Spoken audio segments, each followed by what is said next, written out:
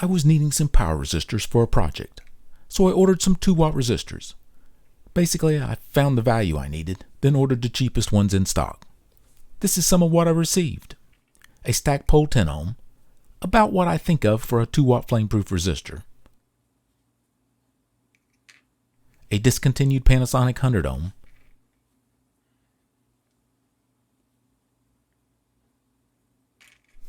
And a Vishay 30 ohm, all 2-watt resistors, though I was a bit skeptical of the very small Vishay really being 2 watts. I thought I might compare the temperature rise of the different resistors, just to see what I'm dealing with. So instead of looking at the data sheet before ordering the resistors, I'll do it afterwards. Yes, it is backwards from how it should be done, but I like surprises.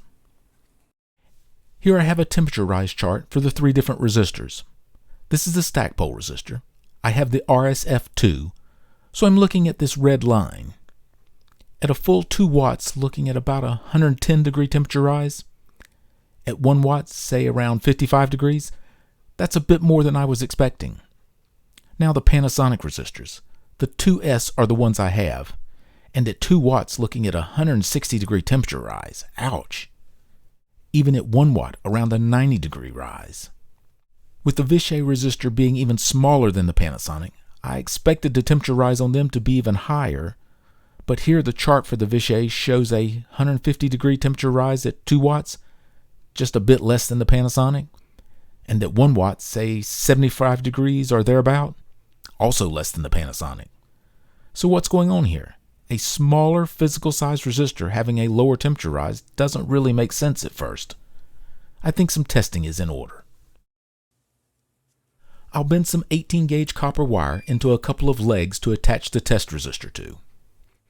I'll tin it at the top where the resistor will solder to.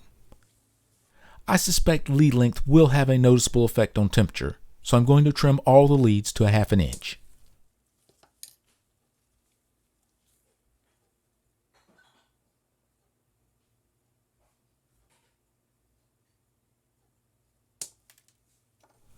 So the resistor is soldered to the legs with the ends of the leads flush with the outside of the legs.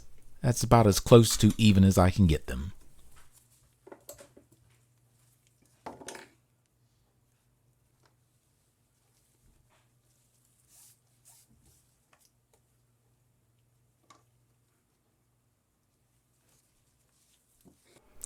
So I have voltage, current, and temperature. I have the power coming in on one side of the legs, and I'm measuring the voltage from the other side of the legs. The thermocouple is positioned in the middle of the resistor. That should be about the hottest point. These readings will be in kinda still air. No chamber to stick them in, but I've tried to keep any air movement away from the bench. I will do a few tests with a small bit of air moving over the resistors. I'll turn a ceiling fan on low just for those tests. It takes about 2 minutes for the temperature to stabilize, and I'm looking at about 49 degree rise, right in line with the data sheet for the Stackpole. Again, takes about 2 minutes for the temperature to stabilize, and the Panasonic has a 56 degree rise. Now that is a lot less than the data sheet, but 7 degrees more than the physically larger resistor. For the much smaller size, I really feel that's not bad. The Vishay takes quite a bit longer for the temperature to stabilize, over 4 minutes. And I'm at 49 degrees, basically the same as the Stackpole resistor.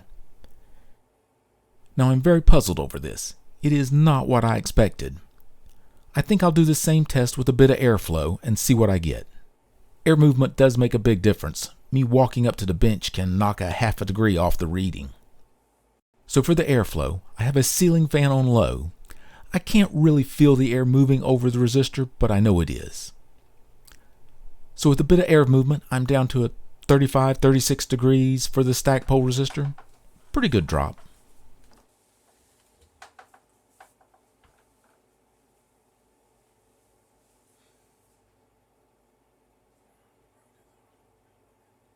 For the Panasonic resistor, temperature rise drops to about 40 degrees with a bit of air movement.